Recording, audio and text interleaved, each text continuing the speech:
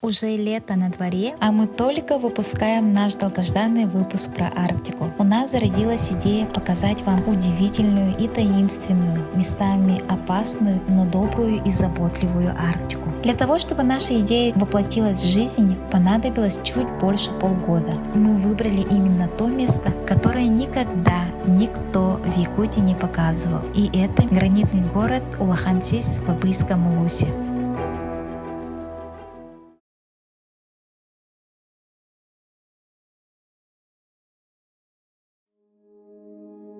Всем привет, дорогие наши зрители! Следующее утро мы встретили в селе Тюбелях Момского района. Нас встретила Марина Эверстова. Она работает культ-организатором в клубе. Также она многодетная мама, очень добрая и заботливая. Встретила нас как своих детей, и мы ей безмерно благодарны. Мы находимся в селе Тюбелях, приехали вчера ночью, и вот сейчас вышли на улицу сделать свои дела. И посмотрите, с каким видом мы это делаем. Шикарный вид, да. Это просто. И вокруг села, везде, вокруг прямо все горы. Горы. Я этого никогда не видела. И я такая... Он говорит, о, блин. Очень красиво. Вчера я разговаривала с хозяйкой Мариной Михайловной. Прикиньте, у нее фамилия тоже Эверст. А я у нее спросила, а почему вы не уезжаете, вы же так далеко живете, очень недоступное село. Мы приехали по Индигирке, сейчас оно мерзлое бывает. А летом они также до Уснера добираются на моторке. Офигеть. По Индигирке до Уснера 5000 рублей. Умудряются строить дома. Когда рядом таких больших деревьев нету, Нет, они да. за 4 года искали эти деревья. Марина Михайловна говорит, что горы не отпускают. И вот сейчас, проснувшись, посмотрев эти горы, понимаю, что это реально так. И плюс весной все горы покрываются подснежниками. А здесь подснежники фиолетового цвета. Представьте только, какая красота бывает. Мне кажется, потом мне эти места будут сниться. Катын маханан бу папабыт кыхар агабыт бушуу өтөритине тиирен кырымпа манна билин кылларын буллахпытына шуйдик бардыктаакпыт. Народный стрим. Икки струнала. Заночевав и отдохнув, мы двинулись с села Тюбелях до села Соболох. В селе Соболох мы хотели заснять северных оленей. Это было нашим огромным желанием. Ведь северные олени есть только на севере. В центральных и близлежащих улусах оленей не увидишь. Все начиналось довольно спокойно. Нас забрал глава села Гаврил Саркомов. Кассының главалаты. Быйыл он сылым было. Bu ettara, iki talpıntara, bileyinde hütbeki hal diller, kayır öyle oldu. Там еще было. Местные жители нам рассказали, что в этой местности в 80-х годах люди встретили снежного человека. Эта местность называется Атаскан. Это место хранит загадочные тайны Момского района. И не только Момского района, а всей Якутии. Арта какие-нибудь. По дороге мы были изумлены красивыми зимними пейзажами. Выходили, фотографировали, снимали. Каждый уголок, каждый новый поворот восхищал и звал к приключениям. Да. С каждым поворотом открываются все новые и новые виды. Вообще сидишь и... Вот так просто. Через каждый поворот пейзажи, которые вообще ошеломляют, восхищают. В общем, Арктика — это фантастика. Здесь точно фантастика. И жестко ветрено, холодно. Но смотрите, у нас экипировка Булчут, температура минус 58, и тут очень ветрено. И вот наша экипировка, она спасает. Ветер не пронизывает. Есть вот такие вкладыши. И тоже, да, поэтому когда сидишь в камне, на снегу тоже не холодно. Такая антидирка. Вообще, он на гастре.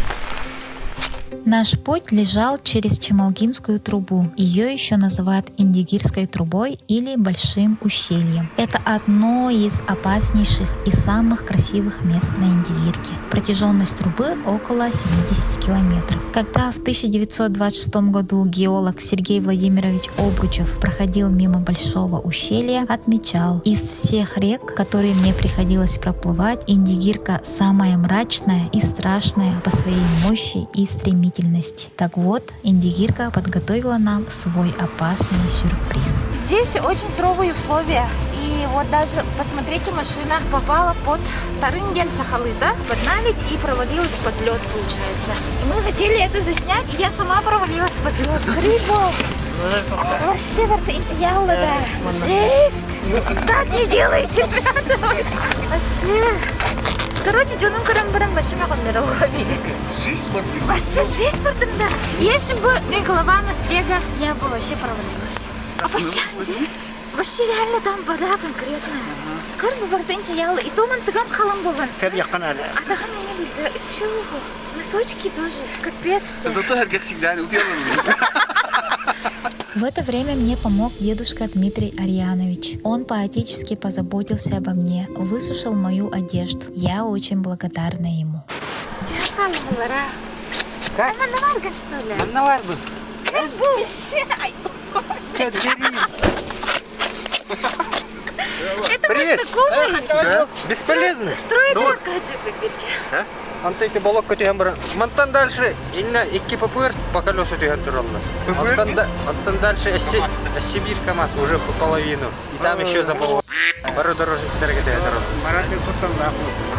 А дальше началось настоящее северное приключение. Оказывается, даже зимой на реке Индигирка может появиться вода и образоваться наледь. А вода непростая, это как большой ручей, и возникает ощущение, как будто река растаяла. И в это время очень опасно ездить.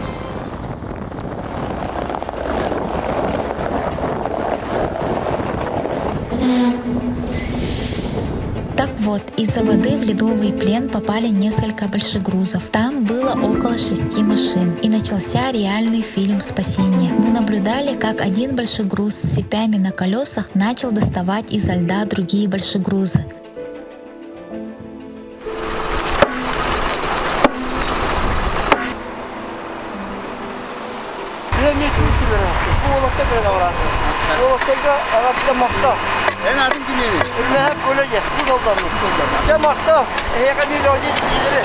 Когда все машины были вытащены, я пошла искать спасителя. Спасителем оказался Алгыз из Намцев. Очень скромный молодой парень. Даже не захотел давать мне интервью. Дальше пошел помогать. Если вы знаете Алгыза из Намцев, пишите в комментариях. Алгыз, ты наш герой.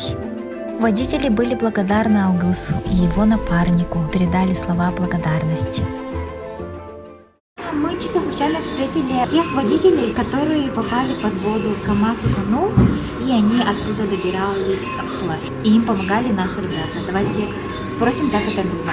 Здравствуйте, что готовы дать нам интервью? Я бы хотел досконально кое-кого нашей благодарности объявить. Тех водителей, которые спасли. Вот молодой человек, руки отмороженные, сидит.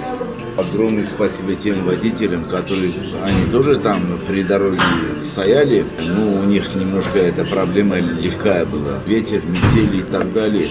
Мороз там 45 градусов, они там через длинный фал, веревкой кино ползает. И предоставили ко мне, я заранее лук мой поломал, чтобы выйти оттуда, да. Вышел с документами, и меня они начали тянуть, как мои родные, я в обнимку.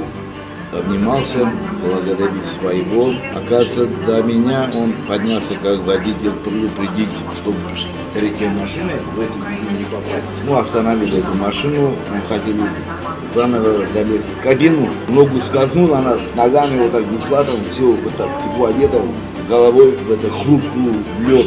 И от испуга не то, что машину возвращаться, он приплыл к берегу. Там уже пацаны видели, водители.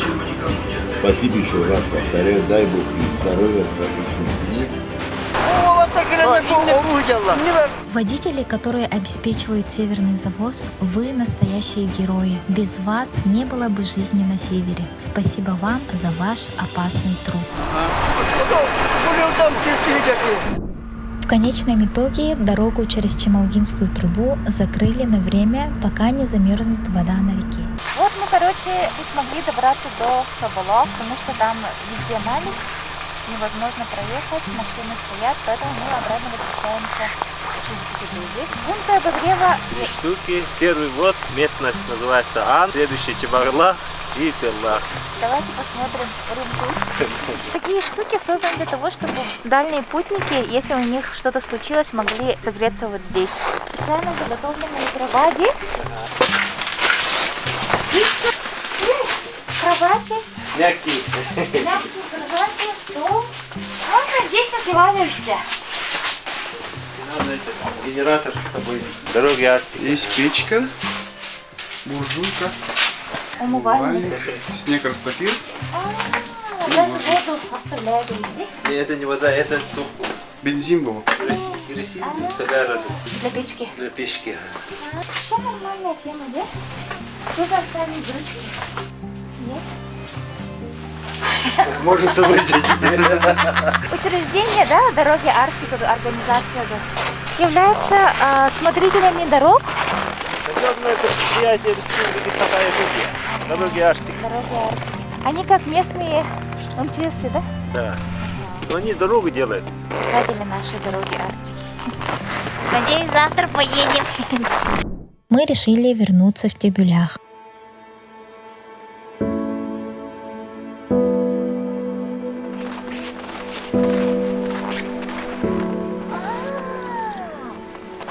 Щитмирде. Щепки. А bu maskurduk. Маскурдыка тасти.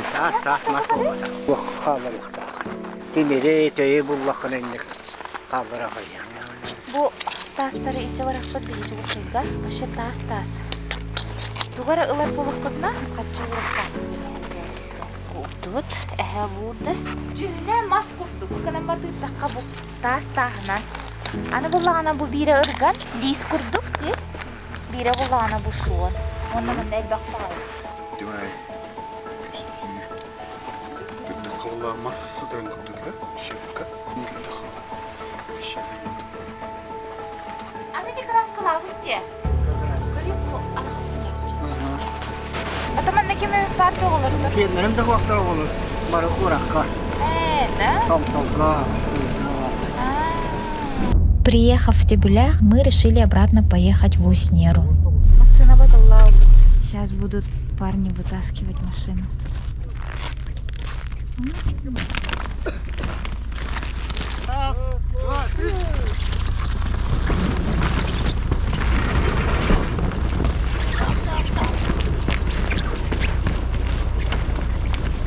Все, счастливый конец. Надеюсь, машина доедет.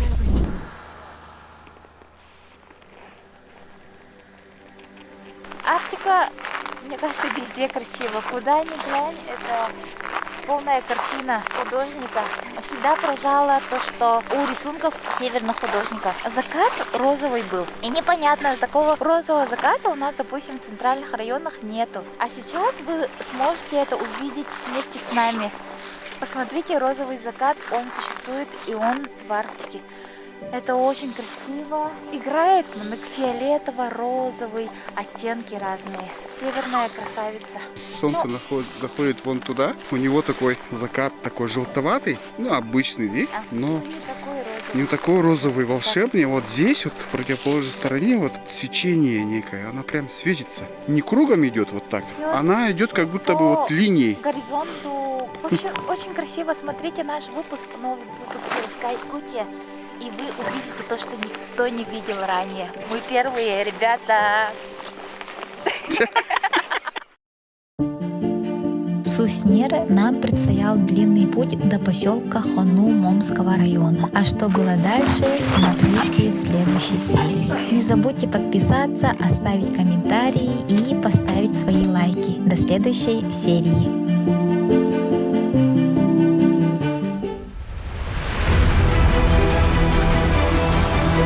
Новые виды во всей просто.